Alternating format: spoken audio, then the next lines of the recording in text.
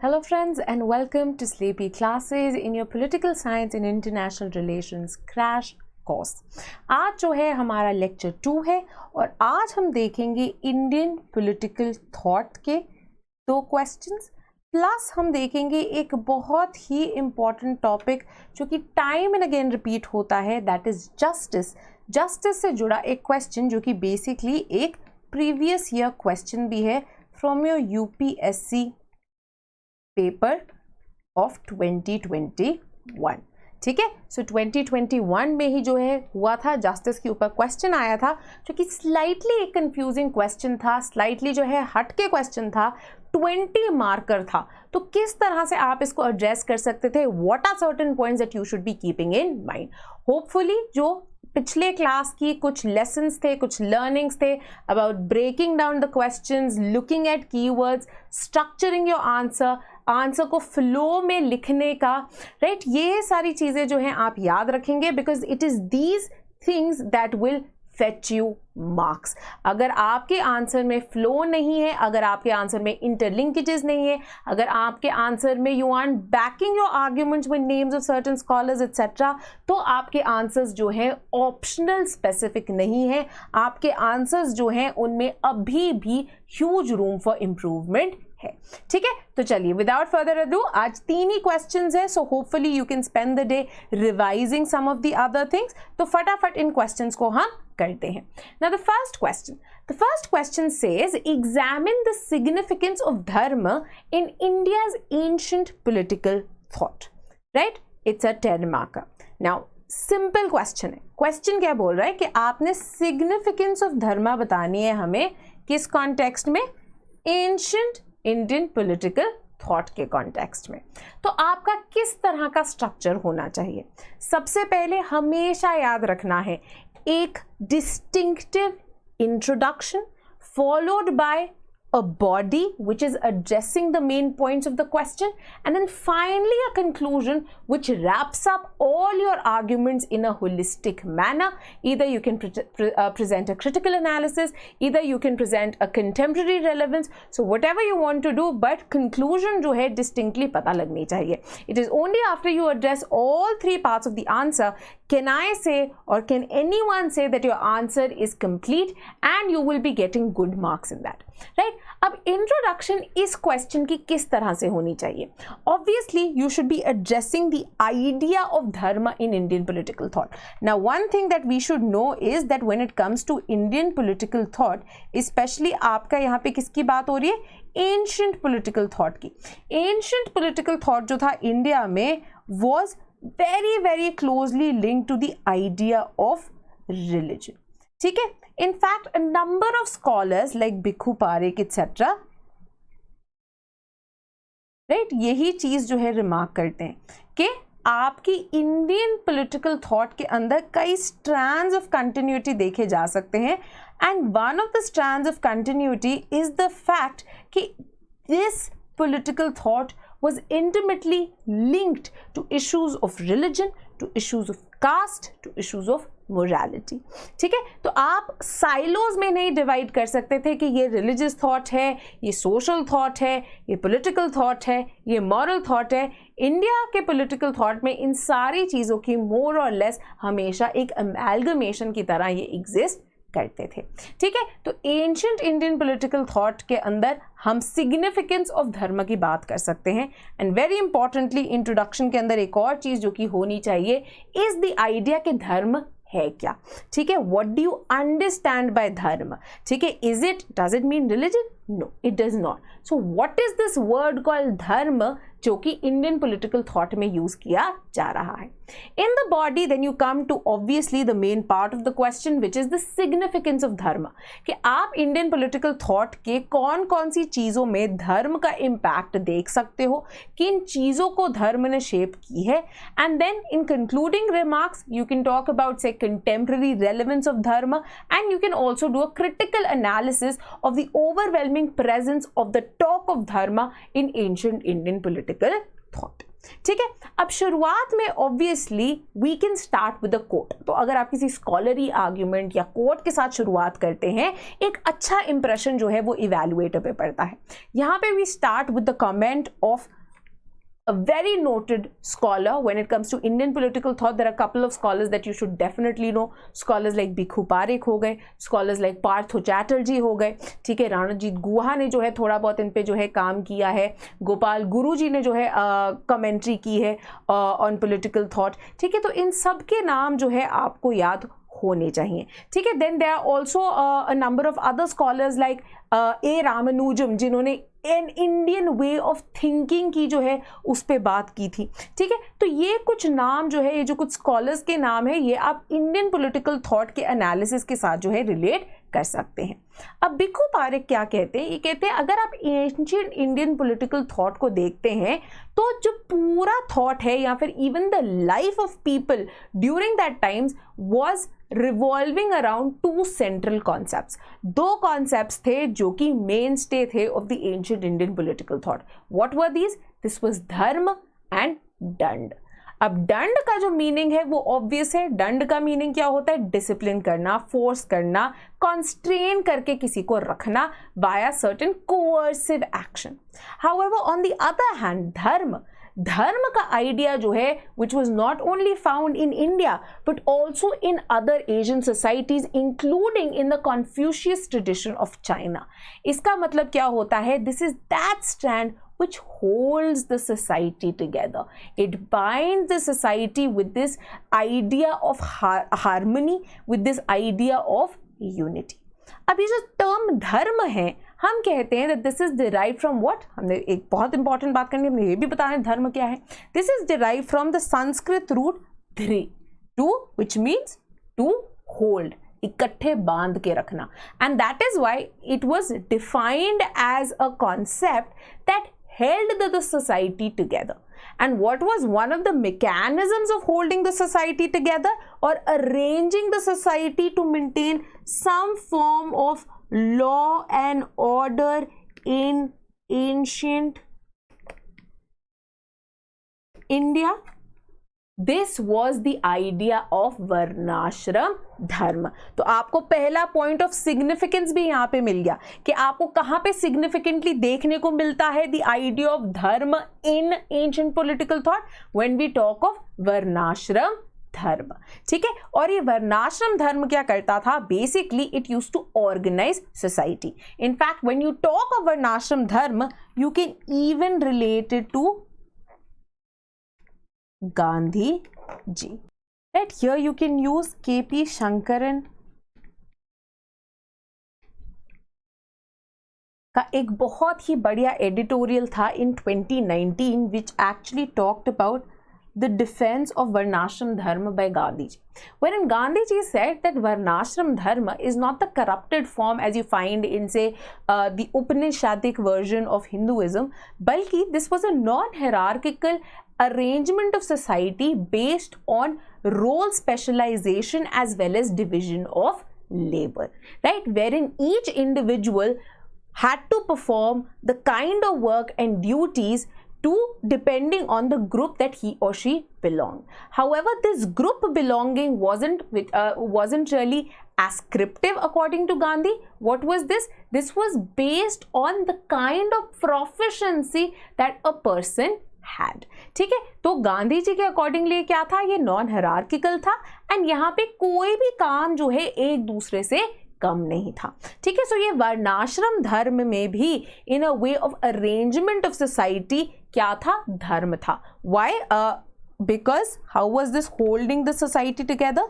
Because it created what they called were relationships of interdependence, ठीक है। Interdependence because her class जो है important काम कर रही थी, उसको निभा रही थी and everyone was dependent on the other for fulfillment of certain roles and certain tasks that they weren't performing but others were, ठीक है। In fact, this may also be compared to the kind of division of society that Plato conceived of in his Republic based on theory of soul. ठीक है, तो आप अब ये interlinkage भी कर सकते हैं। इंडियन पॉलिटिकल थॉट में भी आपने एक इंटरलिंकेज कर लिया जो कि मैंने आपको बताया गांधी जी के साथ, एंड देन एक और वेस्टर्न पॉलिटिकल थॉट के साथ भी कर लिया with Plato. In fact, KP Jaiswal in his reading of ancient political thought इस तरह के numerous parallels बनाते हैं between what he calls is the Indian or the Hindu polity and the Greek republics। ठीक है, तो ये जो है पॉइंट्स आप पहला जो है आइडिया और सिग्निफिकेंस ऑफ धर्म इसको आगे इसको जो है याद रख सकते हैं। Then very importantly apart from arrangement of society and उस पर जो इम्पैक्ट था of dharma, dharma was also viewed as a part of a king's duty, and जब धर्म किंग को अप्लाई करता था it was conceived of as rajdharma. ठीक है, राजधर्म, एंड ये राजधर्म के साथ again you can invoke Gandhi when we talks of the idea of Ram Rajya. ठीक है, राम राज्य कब अचीव होगा? जब वेलफेयर ऑफ सोसाइटी जो है वो इंश्योर होगी। तो उसी तरह से एंशिएंट पॉलिटिकल थॉट में भी the king, even though it was a monarchy, it wasn't a monarchy that encouraged oppression by the king, but in fact imposed the king with certain duties and obligations to ensure yogakshema, which was the welfare of masses, as well as upholding of the varnashram dharma. In fact, धर्म शास्त्र भी जो है वह centrally focused on what the idea of dharma. Now Vidyu Chakravarti in his analysis writes that while dharma shastras including the manusmriti were inherently spiritual and religious texts जिनका central component जो है धर्म था, and then on the side lines जो है उन्होंने politics, economics, इन सब चीज़ों की जो है बात की थी। But he says even a more practical text, even a more secular text like अर्थशास्त्र by Kautilya is also not devoid of dharma. ठीक है, so even though we compare Kautilya to say Machiavelli, right, even then Kautilya underlined the significance and the use of dharma alongside Dand. So in talking about dharma, Kautilya ने जो है कुछ points आगे रखे थे। क्या कहते हैं वो कहते हैं धर्म जो है एक तरह की एक social duty है which asks for obeying the customary and social codes of conduct and laws.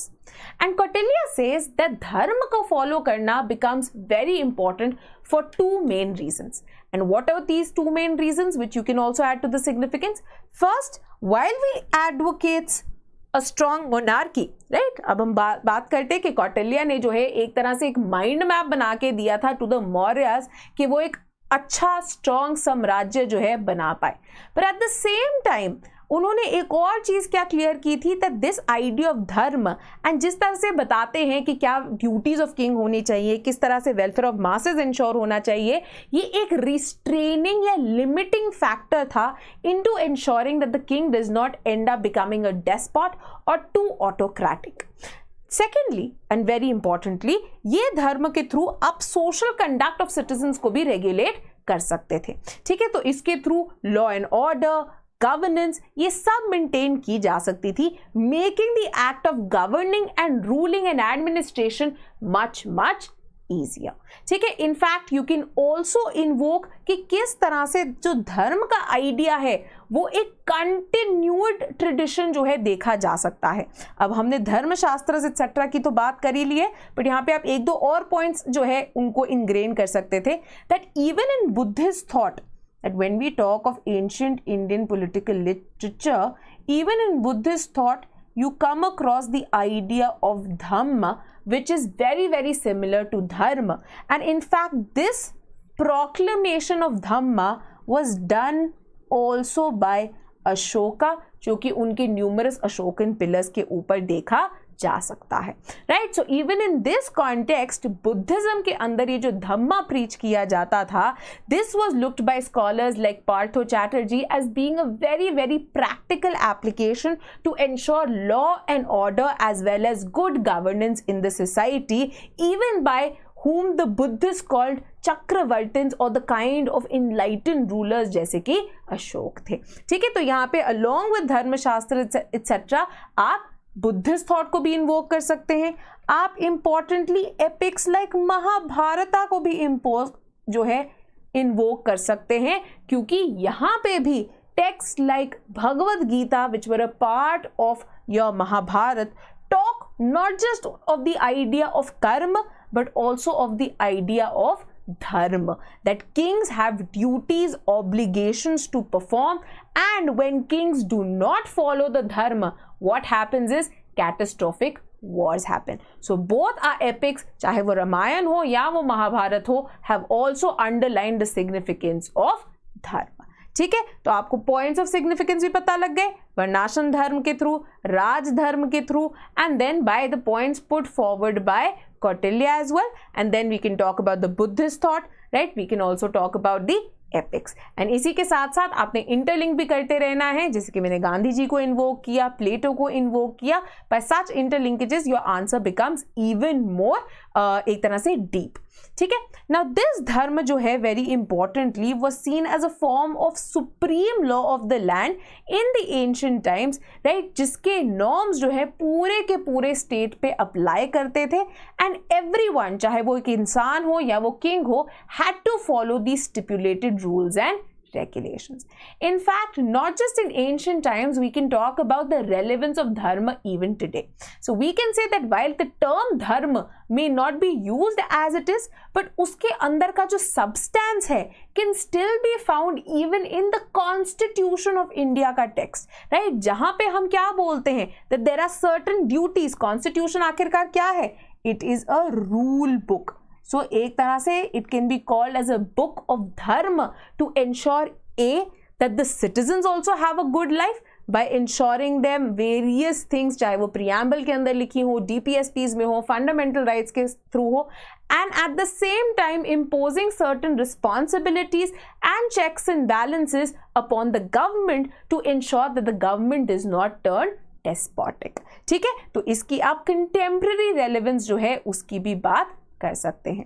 So it is for this reason that Annie Besant ने धर्म को one of the greatest contributions as a word by Hindu philosophy to the world माना था, and Max Muller भी acknowledge करते हैं that it is nowhere else that human mind ने जो है इतने varied and इतने deep questions के साथ deal किया है as has been in the case of India, and as can be seen with the understanding of the concept of धर्म.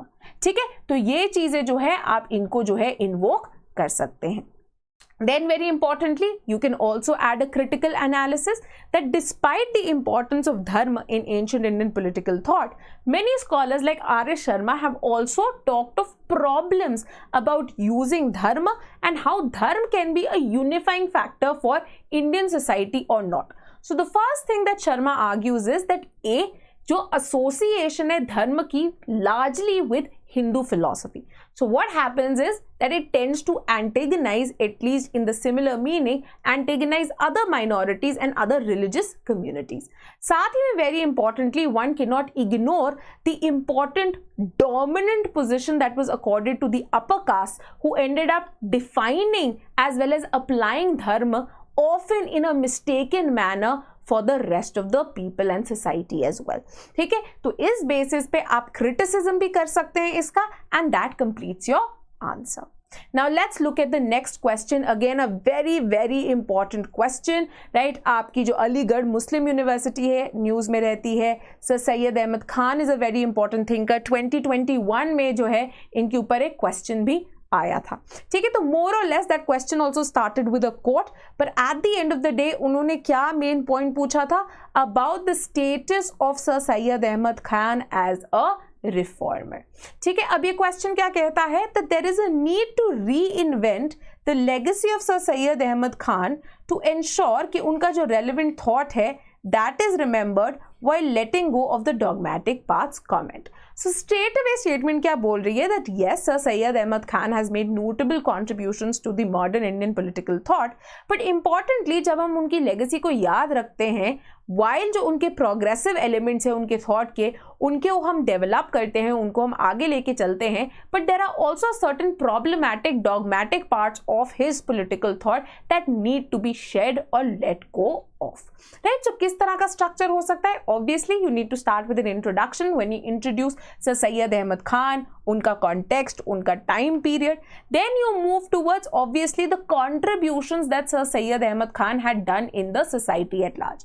Now when you look at Sir Syed Ahmad Khan's contribution, unlike say the rest of the modern Indian political thinkers, चाहे वो M.N. Roy हो जाएं, चाहे वो गांधी हो जाएं, चाहे वो नेहरू हो जाएं, चाहे वो टैगोर हो जाएं, चाहे वो B.R. अम्बेडकर हो जाएं, राइट, इन सब ने जो है काफ़ी कुछ फिलोसफिकल कॉन्सेप्ट्स भी आगे रखे थे, कुछ फिलोसफिकल डिबेट्स भी आगे रखी थी. हाउएवर सर सैयद अहमद खान का जो पॉलिटिकल थॉट है मेनली प्रैक्टिकल रिफॉर्म ओरिएंटेड है, specially when it came to Muslims in the Indian society. ठीक है, अब इसके बारे में हम बात करेंगे. Then we'll obviously point out कौन से प्रोग्रेसिव एलिमेंट्स हैं उनके थॉट के, कौन से कुछ प्रॉब्लमैटिक एलिमेंट्स हैं उनके थॉट पे, and then we can end by talking about the relevance of Sir Syed Ahmad Khan's thought, critical analysis, and on that note we can end the answer. Right, now in the introduction part we again, जैसे कि मैं बोलती हूँ time and again, अगर आप थोड़ा सा quote या view of scholars के साथ शुरू कर सकते हैं तो there is nothing like it. So Sir Syed Ahmad Khan पे 2020 में 2021 में बहुत सारे editorials आए थे in the Hindu as well as Indian Express, including a 2021 book written by Professor Shafi Kidwai. ठीक है, now Sir Syed Ahmad Khan को क्या बुलाया गया है? He has been termed as a collective individual by Pierre Bourdieu. ठीक है, क्यों? क्योंकि ये माना जाता है कि sir Syed Ahmad Khan in your 18th-19th century was actually a free thinker, an educator, a reformer. 19th century के अंदर एक reformer, an educator, a scholar, and someone who tried to reconcile the issues of Islam also with ensuring that Muslims could become a progressive part of the making of new India under the colonial government. Now, legacy of Sir Syed Ahmad Khan क्या है? पहले यहाँ पे context समझने की ज़रूरत हो सकती है. ठीक है, now we know that 19th century जहाँ पे ये लिख रहे हैं वहाँ पे क्या हो रहा था? Very importantly the British had now exerted complete political imperial control and snatched away power from Muslim rulers and elite. तो इसीलिए मुस्लिम्स के against there was some sort of hostility also British empire की, plus this was exaggerated by the 1857 की revolt for independence when the revolutionaries had ended up doing what? In the first war of independence, they had proclaimed Bahadur Shah Zafar as the ruler of India. तो इसके कारण ये जो hostilities थी ये और ज़्यादा जो है stringent हो गई, because a number of British scholars felt that this was a war of independence that had been provoked by the Muslim elite who had lost power in India. Right, so in this scenario, therefore, the colonial conditions towards Muslims in India had become extremely oppressive. Therefore, in this context, Sir Syed Ahmad Khan realized the need to bring about reforms amongst the Muslim society, particularly when it came to the spread of education and other progressive ideas. In fact, Shafi Kidwai क्या कहते हैं? वो locate करते हैं sir Syed Ahmad Khan को in the larger pantheon of polymaths and Renaissance leaders in India, right? Social reformers like Raja Ram Mohan Roy, Keshav Chandra Sen, Rajendra लाल मित्रा, इन सभी के Pantheon में, इन सभी के ग्रुप में वो कहते हैं एक और पॉलीमथ एंड रिफॉर्मर जो कि बहुत इंपॉर्टेंट थे ऑफ 19th सेंचुरी, वो कौन थे? वो सर सैयद Ahmad Khan थे. Now in 1870 Sir Syed Ahmad Khan started publishing his Urdu journal. Right? अगर आपको नाम नहीं याद रहता, एक नाम आप याद रख सकते हैं, बाय चांस नहीं नाम याद रहता तो you can let go of it also. ठीक है, जिसके थ्रू इन्होंने क्या बोला? इन्होंने मुस्लिम्स को इन इंडिया बोला that there is an urgent need to reform your religious ideas. Right? This intellectual move was basically meant to prove that colonial rule के साथ जो modern western ideas, values आ रहे हैं, the Muslims and Islamic society in India is not incompatible with it. In fact, we can very well adjust with the same. ठीक है, ये जो एक recourse था to reform, this was done with the use of what he called as ijtihad. He said within Islam we already have this method of ijtihad available, जिसका मतलब क्या होता है कि आप कोई भी चीज़ just as accepted नहीं लेते, बल्कि you use your independent rationality reasoning, logic to keep up with changing times. ठीक है, तो जैसे जैसे कॉन्टेक्स्ट चेंज होते हैं वैसे ही आप अपने अंदर भी रिफॉर्म्स लेकर आते रहते हैं। In fact this can also be invoked, आप इसको जो है कंपेयर कर सकते हैं with requirements of modern times when it comes to improvement of status of Muslim women in India, right? So as the context has evolved, as the society has changed, triple तलाक outlaw कर दिया गया है, that it does not make sense right now. ठीक है, तो इसी तरह से अ number of Muslim women's organisations also called ijtihad, wherein they say that maybe there is time for internal community reform, because as the context changes you cannot be keeping up age old practices and customs which no longer fit in the society today. ठीक है, अब इसी के साथ साथ very importantly उन्होंने क्या किया, वो कहते हैं कि theologically as a religious scholar what I will try to do, I will try to look at certain elements जो कि essential part of the Islamic doctrine and separate them from as old customs and practices which are just superfluous and not really essential to the practice and following of the religion of Islam. In fact, this sort of practice जो कि sir Syed Ahmad Khan कर रहे थे can be compared to what the Supreme Court today calls is the essential religious practices, right? Wherein cultural pluralism को, religious rights को, right, community rights को supreme court protect करता है, but at the same time it tries to weed away any such age-old customs which are no longer compatible with the Indian society, and nor do they formulate an essential part of the larger religious practice. ठीक है, तो ये जो same चीज जो आज supreme court ने envisages की है उसकी बात सर सैयद अहमद खान ने 19th सेंचुरी के अंदर कर दी थी, right? In fact for this reason sir Syed Ahmad Khan is known as the man who knew tomorrow, and उन्होंने एक बहुत ही इन्फ्लुएंशियल रोल प्ले किया था in bridging the gap between both the oriental and Western philosophy, and this was done via coming up of a number of educational institutions, जैसे कि पहले उन्होंने सेटअप किया था the Mohammedan Anglo-Oriental College in 1875, which later evolved into the Aligarh Muslim University, which is still an institute of great learning in India. However, despite all these progressive elements, Ayesha Jalal points out to certain issues that exist in Sir Syed Ahmad Khan's thought. सबसे पहले तो because of the increased communal element in Indian society also, initially Sir Syed Ahmad Khan was a huge proponent of Hindu-Muslim unity, wherein he said that these are the two eyes of Mother India. However, over time, because of the kind of politics that were happening in colonial India, Sir Syed Ahmad Khan came to be known as the first ideological progenitor जिन्होंने पहली बार to nation theory का थोड़ा सा idea conceive किया था. In fact इसके कारण बहुत सारे और स्कॉलर्स ऑफ दैट टाइम ने, इंक्लूडिंग जे अफगानी ने, इनका काफ़ी ज़्यादा क्रिटिसिज्म किया. However, despite this criticism, scholars like Tariq Mansoor argue करते हैं that to draw a generalized conclusion कि Sir Syed Ahmad Khan जो है से was pro-colonial government or was the only person who was responsible for the partition would not really be a fair way to assess his legacy, right? So Mansoor says that yes, there are certain problems with Sir Syed Ahmad Khan's thought, but we can't give an overarching generalized conclusion that Sir Syed Ahmad Khan say was communal or his thoughts were problematic. Why? He says there are certain very important very important progressive modern parts of his thought जिनको हमें याद रखना बहुत ज़्यादा ज़रूरी है. Further, there are also certain other issues that are raised, particularly with regard to girls' education. While Sir Syed Ahmad Khan ने girls' education को support किया, इन्होंने इसको एक तरह से कन्फाइन कर दिया था to only tutoring at home, जिसको ज़ेनाना बोलते थे. ठीक है, कि ज़ेनाना में आके लड़कियों को पढ़ाया जाए एंड मेनली सच थिंग्स जो कि आगे चल के उनके हाउस होल्ड एक्सेट्रा के अंदर उनकी हेल्प करेगी.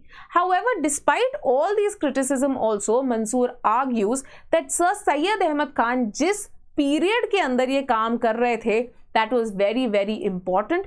जिस तरह के एजुकेशनल रेनेसां वो लेके आए थे, that was something that had not been seen before. ठीक है. So now in conclusion we can remark on the final relevance of Sir Syed Ahmad Khan's thought, right? So he says that yes, while his conservative thought was problematic, Sir Syed Ahmad Khan was one of those initial scholars जिन्होंने comparative religious studies तक की जो है नींव रखी थी. In fact he was very inspired by जो आपके वेरी वेरी इंपॉर्टेंट शाहजहां के बेटे होते थे, दारा शिकोह की फिलॉसफी कि हमने क्या करना है, सारी इंडिया की कम्युनिटीज़ के अंदर जो है बहुत सारी कॉमनैलिटीज़ है and they in fact because of this commonalities they form a massive stream. तो इनको डिवाइड नहीं कर सकते आप. क्यों? क्योंकि ये इंट्रिंसिकली लिंक्ड है with each other and therefore it is important that we retain these progressive thoughts of sir Syed Ahmad Khan. Why? Because even in the future of nation building they will continue to help us, right? Last but not the least, very important question हम करेंगे on John Rawls, जो कि आपके UPSC के अंदर paper 1 part A में 20 marks का जो है ये क्वेश्चन आया था. बहुत ही इंपॉर्टेंट क्वेश्चन है, राइट? एंड ऑफन हम ना बहुत सारी चीज़ें कर जाते हैं. जॉन रॉल्स की थ्योरी पूरी पढ़ जाते हैं, उनके क्रिटिसिज्म पढ़ जाते हैं. फेमिनिस्ट क्रिटिसिज्म कर लिया, कम्युनिटेरियन क्रिटिसिज्म कर लिया, अमर्त्य सेन का क्रिटिसिज्म कर लिया, वॉल्जर का क्रिटिसिज्म कर लिया, लिबर्टेरियन क्रिटिसिज्म कर लिया, हम सब कर गए. बट ये क्वेश्चन जो है प्रूव करता है कि किस तरह से यूपीएससी आपकी कॉन्स्टेंटली आपकी बेसिक नॉलेज को ही जो है ये टेस्ट कर रहे हैं. बट बच्चे जो है घबरा जाते हैं क्वेश्चन पढ़ते. क्वेश्चन कहता है, how has John Rawls enriched the idea of justice in liberalism. ठीक है, अब कंफ्यूजिंग हो सकता है क्वेश्चन कि ये क्या क्वेश्चन हो गया, इसमें तो थ्योरी भी नहीं पूछी है, इसमें तो ये भी नहीं पूछा है क्रिटिसिज्म क्या है, इसमें तो पूछ रहे एनरिच कैसे किया है द आइडिया ऑफ लिबरलिज्म. अब कैसे अटेम्प्ट करना था आपने इस क्वेश्चन को? सबसे पहले in the introduction part you had to talk about the idea of justice itself, because at the end of the day keyword क्या है? कीवर्ड है यहाँ पे कि जॉन रॉल्स ने किस तरह से यूजिंग हिज थ्योरी एनरिच या फिर बेटर किया है the pre existing idea of justice को, जो कि वो लिबरल ट्रेडिशन में जैसे एग्जिस्ट करता था. So liberal tradition obviously predates John Rawls and justice as a concept also predates John Rawls. ऐसी बात तो नहीं है कि सोशल जस्टिस, डिस्ट्रीब्यूशनल जस्टिस की पहली बार जॉन रॉल्स ने आके ही बात की थी, नहीं. सो जस्टिस जो है एक एंशिएंट कॉन्सेप्ट है, but even in its modern roots जब लिबरल स्कूल की शुरुआत होती है उससे भी जॉन रॉल्स ने जो है उससे भी ऊपर जाके उसके अंदर कुछ एडिशंस की हैं to improve the idea of social justice and its practice in liberal societies. तो यहां पे पहले हम शुरू करेंगे कि आइडिया ऑफ जस्टिस क्या है. एसेंशियली कंटेस्टेड था, ग्रीक टाइम से चलता आ रहा था, but modern times particularly 19th century onwards इसके ऊपर डिबेट एंड डिस्कशन काफी ज्यादा बढ़ गई, including by the liberal school of thought. ठीक है, जो कि हम इस सोशल जस्टिस के आइडियल में करेंगे. Then we will talk about कि रॉल्स की थ्योरी के अंदर ऐसे कौन से पॉइंट्स ऑफ डेवलपमेंट है व्हिच एनरिच्ड और bettered the idea of justice, जिससे वो एग्जिस्ट करता था earlier in the liberal tradition. इसके साथ आप कुछ कंटेम्प्रेरी एग्जाम्पल्स ऐड कर सकते हैं, से इंडियन कॉन्टेक्स्ट से उठा के भी, and in the end you can provide a critical analysis and ये जो है एक वेल फ्लोइंग स्ट्रक्चर जो है आंसर हो जाएगा. अब ऐसे क्वेश्चन में अलोंग विद स्ट्रक्चर आपको थोड़ा सा ये भी पता होना चाहिए कि मुझे जो कंटेंट आता था with respect to John Rawls की थ्योरी, अब आप सबको सारी थ्योरी आती होगी जॉन रॉल्स की, अब आपने उसी थ्योरी में से ये डेवलपमेंट के कि किस तरह से जो pre existing element of liberalism के अंदर जो जस्टिस का आइडिया होता था उससे उसको कैसे इंप्रूव कर दिया जॉन रॉल्स ने. अब मैं आपको बताती हूँ कि कैसे आप सिंपली उस थ्योरी को यूज करके ये सब चीजें कर सकते थे. सबसे पहले ऑब्वियसली कम्स द इंट्रोडक्शन, और उसमें हमने दोबारा W.B. गैली का आइडिया जो है यूज किया है कि justice much like numerous other concepts इन पॉलिटिकल थ्योरी क्या है, एक इसेंशियली कंटेस्टेड कॉन्सेप्ट है। इनफैक्ट ग्रीक टाइम से ही हम the idea of justice, the virtue of justice की बात करते हैं, जहां पे दोनों प्लेटो और एरिस्टोटल ने इसको क्या बुलाया था, द अल्टीमेट वर्च्यू, है ना। उन्होंने बताया 4 वर्च्यू होते हैं और इन चारों वर्च्यू में से सबसे इंपॉर्टेंट वर्च्यू क्या है, सबसे इंपॉर्टेंट वर्च्यू उन्होंने बोला है अपना क्या है, जस्टिस। ठीक है, the most important, the most over arching virtue, जिसके थ्रू पूरी सोसाइटी जो है वो बाउंड रहती है। ठीक है, तो for Plato the essence of justice was found in his theory of soul, and this theory of soul when applied to the larger state helped the state become an ideal state. वहीं पे for Aristotle the idea of justice was related to what? To the idea of proportionate equality, wherein like people deserve like behavior and those who are unlike should be treated in an unlike manner. तो ये जो है based on the idea of merit, simple merit जो है उसका idea जो है on the basis of proportional equality, on that basis Aristotle का आइडिया ऑफ जस्टिस निकल के आया। However, एंड्रू हेवुड कहते हैं that even though Greek thought में जस्टिस जो है एग्जिस्ट करता था, पर जो इंपॉर्टेंस है social justice as an idea की, वो 19th सेंचुरी ऑनवर्ड्स जो है शुरू हो गई थी। एंड यहां पे पर्टिकुलर कंट्रीब्यूशन किसकी आती है, लिबरलिज्म की आती है। अब ये सोशल जस्टिस होता क्या है, सबसे पहले वो कहते हैं social justice was very different from the concept of legal justice, कि लीगल जस्टिस बहुत ज्यादा प्रेवलेंट होता था in both ancient and medieval times, right. तो अगर हम एरिस्टोटल की भी बात करते हैं, उनका बहुत ज्यादा कॉन्सेंट्रेशन रेट्रिब्यूटिव या करेक्टिव जस्टिस पे था। सिमिलरली हम बात करते हैं legal sovereignty and legal ideas and legal laws की in ensuring this form of legal justice, जैसे कि ऑस्टिन करते थे। However social justice in the 19th century, particularly liberal school के अंदर, was concerned more with social well-being. So rather than who gets punishment, who gets jail time, what kind of retribution जो कि legal justice deal करता है, social justice social wellbeing के साथ deal करता था। Secondly, it also dealt with distribution of benefits या rewards in the society. तो wages कैसे बंटने चाहिए, resources कैसे बंटने चाहिए, titles किस तरह से बंटने चाहिए, ये कुछ जो primary goods है उनकी डिस्ट्रीब्यूशन, इन बेनिफिट्स की, इन रिवॉर्ड्स की डिस्ट्रीब्यूशन किस तरह से सोसाइटी में होनी चाहिए, इसकी बात करता है social justice. Now we come to the main part, which is body, which is how did Rawls enrich the idea of justice in the tradition of liberalism. तो हम यहाँ पे कहते हैं कि Rawls ने जो idea of justice या actually distributive या social justice जो है, इसके अंदर a number of contributions जो है पेश किए, जिसके कारण it came to be improved from its earlier version as seen as in the liberal tradition. The first point of improvement that we can talk about is that ये जो John Rawls की theory थी, it tries to assimilate both the procedural as well as substantive notions of justice. तो अब हम क्या कहते हैं that more or less in the liberal tradition, चाहे वो liberalism था, चाहे वो neoliberalism था, a more procedural or a more formal version of justice had existed. Especially when you look at theories like those presented by Nozick या फिर any of the entitlement based theories, ठीक है, जिनको आप डेजर्ट बेस्ड चीजें भी बोलते हो। तो यहाँ पे वो क्या कहते थे, यहाँ पे सिंपल रूल जो है डिवाइस कर दिया गया, एंड यहाँ पे कोई भी रीडिस्ट्रीब्यूशन का काम जो है स्टेट या सोसाइटी के ऊपर नहीं देखा जाता था, बल्कि यही देखा जाता था that on what basis can a person be entitled to certain goods और सर्विसेज।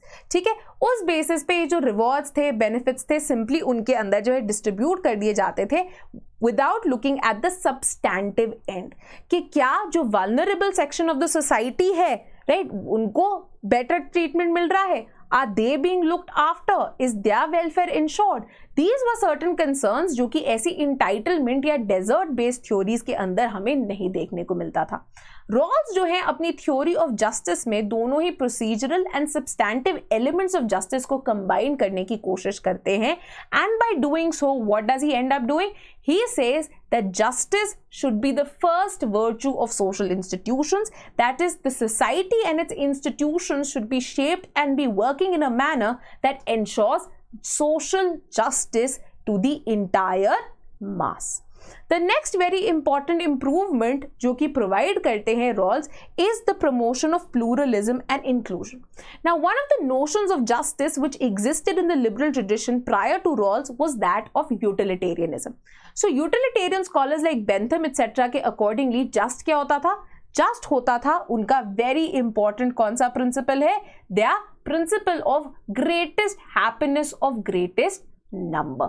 ठीक है, तो वो चीज करो, वो चीज जस्ट है जो कि इंश्योर करती है the greatest happiness of the greatest number. In fact in making इस theory one of the first things that Rawls talks about is कि मेरी जो थ्योरी है, मेरा जो version of political and social justice है, वो काउंटर करने के लिए बना है किसको?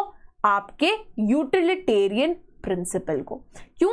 ही says that the utilitarian principle fails to distinguish between persons as well as their differing needs and wants.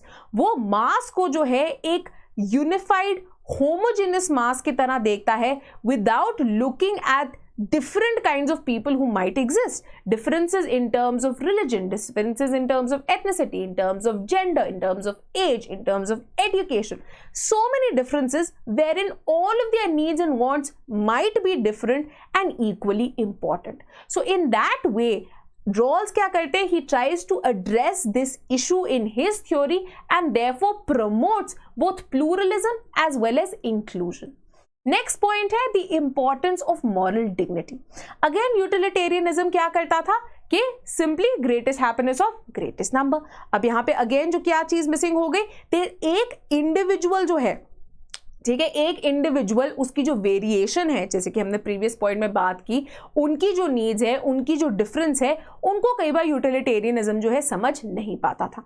So instead of utilitarianism आपके जो जॉन रॉल्स है वो किसको उठाते हैं? He picks up the idea of Kantian ideology from Immanuel Kant, जो कि बात करता है of categorical imperative, particularly the primacy of individual and moral dignity, कि हर इंडिविजुअल उनकी इच्छाएं इंपॉर्टेंट है एंड डिग्निटी इंश्योर करना हर इंडिविजुअल को and not to let them just become a part of a homogeneous mass, वो बहुत ज्यादा इंपॉर्टेंट है।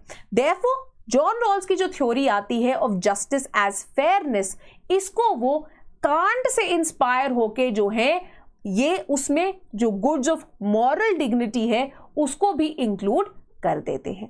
Then very importantly just conditions for rule formulation, right. अब वो क्या कहते हैं कि हम कोई एक आर्बिट्ररी रूल नहीं बना सकते, हमें ये भी इंश्योर करना पड़ेगा कि जो प्रिंसिपल्स ऑफ जस्टिस है, जिनके बेसिस पे हम डिस्ट्रीब्यूशन ऑफ प्राइमरी गुड्स कर रहे हैं, those principles of justice are also arrived at in a just manner. And ये वो किस तरह से करने की कोशिश करते हैं? by using a pre-existing contractual tradition जो कि हॉब्स, लॉक etc. ने शुरू किया था, but also adding a Kantian twist to it, that yes, it will be voluntary, yes, it will be consent based, but importantly it will also ensure moral dignity of one and all. ठीक है, तो यहाँ पे in the original position behind the veil of ignorance, right, which was this hypothetical almost state of nature like thing, जहाँ पे people don't really know what class they belong to, what gender they belong to, what caste, religion etc. they might belong to, they arrive at these principles of justice जिनके basis पे distribution of goods किए जाएंगे, right? This was very important. Why? Because if you are aware of what your stand in the society is, so if I already know that, say I come from the rich class of the society, I will want कि हाँ जी tax तो एकदम कम करो rich के लिए, ठीक है, क्यों? क्योंकि मेरे को इन्वेस्ट करना है और अपने बिजनेस में मैं अपना बिजनेस और बढ़ाना चाहूंगी. पर on the other hand, if I come from a lesser privileged, a poorer class, I will be someone who will want the rich to be taxed more. Why? So that मेरा welfare जो है वो भी ensure किया जा सके, despite me not having certain economic ways of ensuring that welfare. ठीक है, तो अगर हमें ऑलरेडी पता होता है हम क्या हो जाते हैं, सेल्फिश हो जाते हैं। तो इसीलिए उन चीज़ों को रिस्ट्रिक्ट करने के लिए ये ओरिजिनल पोजीशन में एक उन्होंने इंडिविजुअल्स को जो है बिहाइंड वेल ऑफ इग्नोरेंस रखा, जहां पे they aren't really aware of their station in the society when they are deciding upon these principles for the distribution of these primary goods. ठीक है, last but not the least, an important contribution that John Rawls does to this tradition of justice and liberalism is the synthesis of liberty and equality. Now throughout liberalism दो important चीजें जिनकी बात की जाती है liberalism क्या है, liberty की भी और equality की भी। तो आप किसी भी tradition, किसी भी thinker को उठा लीजिए, चाहे हॉब्स की बात करें, लॉक की बात करें, J.S. मिल की बात करें, दोनों equality of humans as well as the maximum possible liberty to them were two concepts. However, often these concepts ended up at loggerheads with each other, right? जिसके कारण often liberalism जो है minimal state, limited state, इन सब चीज़ों की बात करता था।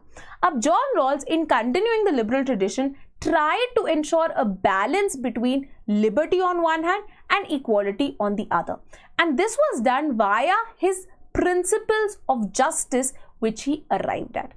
Now दो जनरल प्रिंसिपल्स जो है इन पे ये अराइव करते हैं। सेकंड प्रिंसिपल के दो पार्ट्स हैं और इनको वो बताते हैं इन लेक्सिकल प्रायोरिटी, मतलब one principle will have priority over the other. The first principle which had priority over the second principle was that हर इंसान को, every person will have an indefensible claim to a fully adequate scheme of equal basic liberties which is compatible with the same scheme of liberties for all. That every person will get a set of liberties which they are fully able to enjoy as long as the other person in the society is also able to enjoy those liberties. Meaning that if I have the liberty to maintain my property and live there, the other person also has a similar right, and I can't go destroying their property or trying to snatch away what is theirs from them. So all of the individuals in the society have those equal sets of liberties available to them to be fully enjoyed to them as long as it is not interfering with someone else's set of liberties. The second principle का जो पहला part था उसमें वो कहते हैं कि social and economic inequalities को भी दो चीजें जो है satisfy करनी है। सबसे पहले that they are attached to offices and positions that are open to all in fair equality of opportunity. तो एक principle जो जिसको उन्होंने लेकर दिया is equality of opportunity। मतलब अब अगर कहीं पे ऑब्वियसली कुछ social and economic inequality exist करेगी, बट वो कहते हैं कि इस तरह की इनइक्वालिटी होगी जो कि एस्क्रिप्टिव टर्म से नहीं होगी कि just because you belong to say a certain community और अ सर्टेन जेंडर तो you will be treated unequally. No, he says all offices and positions will be equally open to everyone which is a equality of opportunity, जो कि आपको आपकी Indian constitution के अंदर भी देखने को मिलता है, right? When we look at article 15 and 16, तो आप चाहे तो किसी भी एजुकेशन इंस्टीट्यूशन के लिए अप्लाई कर सकते हैं, यूपीएससी के लिए हर कोई जो है एग्जाम लिख सकता है, बट पोजीशन किसको मिलेगी? जो कि एग्जाम में अच्छा परफॉर्म करता है। हाउएवर इसके साथ जो है एक और कंडीशन अटैच थी, that if there is any sort of further inequality created, it will be such that it is to the greatest benefit of the least advantaged members of the society, which he called is difference principle. And इस difference principle के through वो equality and liberty का एक ऐसा synthesis करते हैं which ensures social justice and welfare of the most vulnerable mass. क्यों कहते हैं कि in this equality of opportunity अगर किसी भी तरह की tweaking होती है, वो tweaking क्यों की जाएगी? To ensure the welfare of the vulnerable mass. तो यहाँ पे in fact आप affirmative action या फिर पॉजिटिव डिस्क्रिमिनेशन का एग्जाम्पल जो है दे सकते थे, जैसे कि इंडिया के कॉन्टेक्स्ट में यूज किया जाता है, that yes equal opportunity is available to one and all to appear in this exam, but certain communities because of historical injustices get affirmative action so as to ensure that they are able to progress and come to an equal platform जैसे कि बाकी communities exist करती हैं। ठीक है, तो ये difference principle जो है अंडरलाइन करता है इसी चीज को, और यही एग्जाम्पल जो है हम यहाँ पे बांध देते हैं कि जस्टिस इसके जो प्रिंसिपल्स हैं जो कि जॉन रॉल्स कंसीव करते हैं, हमको न्यूमरस जगह अपने कॉन्स्टिट्यूशन में एम्बेडेड मिलते हैं, चाहे वो प्रीएम्बल के अंदर आइडियाज हो ऑफ लिबर्टी, इक्वालिटी, फ्रेटर्निटी, चाहे वो हमारे फंडामेंटल राइट्स हो या फिर वो आइडिया ऑफ अफर्मेटिव एक्शन हो। ठीक है, last but not the least, now in the concluding part we can do a critical analysis of John Rawls' contribution, that despite all the contribution to the liberal tradition and the idea of justice, his theory of justice came still under attack, including from other liberal scholars as well, because the school of liberalism is a very very wide school. अब इस school of liberalism में किस किसने किया? पहले तो जो neoliberal school के scholars थे, people like Nozick, people like Hayek, who were very very critical of the role that state was given according to them by Rawls, right? तो उनका मानना था कि the entitlement theory जो है is much much better rather than the distributive theory जो कि आपके जो सब्सटैंटिव डिस्ट्रीब्यूटिव थ्योरी जो कि जॉन रॉल्स ने आगे रखी है अपनी थ्योरी ऑफ justice में. Then on the other hand, apart from neoliberals, जो social liberals थे, they also found John Rawls theory lacking. And यहाँ पे foremost कौन है? अमर्त्य सेन, जिन्होंने बात की capability based approach की. उन्होंने बोला कि आपने distribution तो कर दिया via social institutions, but how do you know that a person has the capability or the person has the adequate tools available to them to ensure the conversion of these primary goods into something that is able to make his or her life better, right? So for example, अब example के तौर पे आप क्या सोच सकते हैं कि एक politician ने promise कर दिया कि मैं हर बच्चे को जो है फोन दूंगा ताकि वो ऑनलाइन एजुकेशन कर सके. ठीक है, तो ये मैंने क्या कर दिया, मैंने एक प्राइमरी गुड जो है आपको प्रोवाइड कर दिया, मेरे बच्चे को बोल दिया कि लीजिए जाइए पढ़िए. बट अगर उस बच्चे के घर पे इलेक्ट्रिसिटी ही नहीं होगी, अगर उस बच्चे के घर पे इंटरनेट भी नहीं आएगा, तो क्या वो उस प्राइमरी गुड को into an actual capability to learn convert कर पाएगा? नहीं कर पाएगा. तो यही आर्ग्यूमेंट जो है अमर्त्य सेन आगे रखते हैं.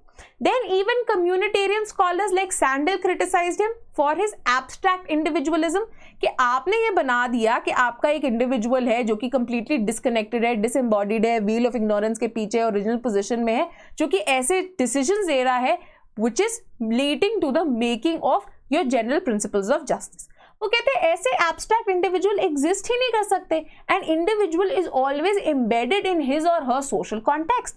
आप जैसे बड़े होते हो, जिस तरह से आपकी परवरिश होती है, जिस स्कूल में जाते हो, जिन आइडियाज एंड वैल्यूज के साथ आप बड़े होते हो, विदाउट दिस इंडिविजुअल कोई डिसीजन ले ही नहीं पाएगा. Another communitarian scholar, that is Walzer, also ends up criticizing Rawls. Why? Because he says कि ये जो universal account of justice दिया है Rawls ने, ये completely गलत है. Why?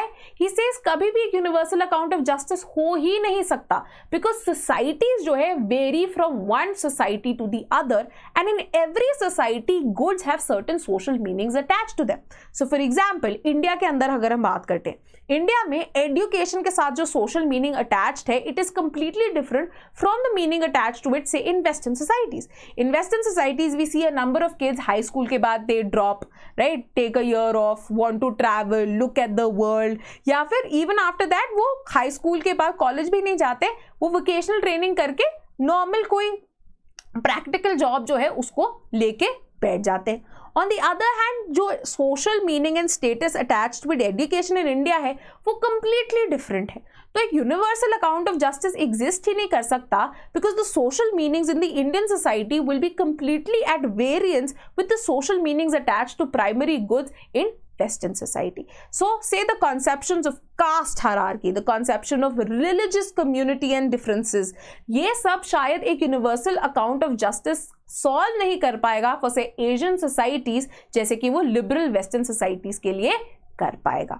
ठीक है, तो ये क्रिटिसिज्म्स जो है बहुत इंपॉर्टेंट थे, एंड इन क्रिटिसिज्म्स को एड्रेस करने की कोशिश करते हैं Rawls in subsequent work which is political liberalism, जहां पे एटलीस्ट वो एक करेक्शन कर देते हैं, where in rather than making this theory of justice into a universal conception of justice, he says that this theory is applicable only to a certain place, to a certain country where a certain type of political culture exists, which is what? It is applicable to liberal democratic countries, जहाँ पे A, citizens free हैं, equal to one another है, एंड साथ ही साथ में यहाँ पे सोसाइटी में there is a fair system of cooperation. So basically ये बात कर रहे हैं लिबरल डेमोक्रेटिक कैपिटलिस्ट सोसाइटीज की, जहां पे इनका कंसेप्शन ऑफ जस्टिस जो है फिट बैठ सकता है.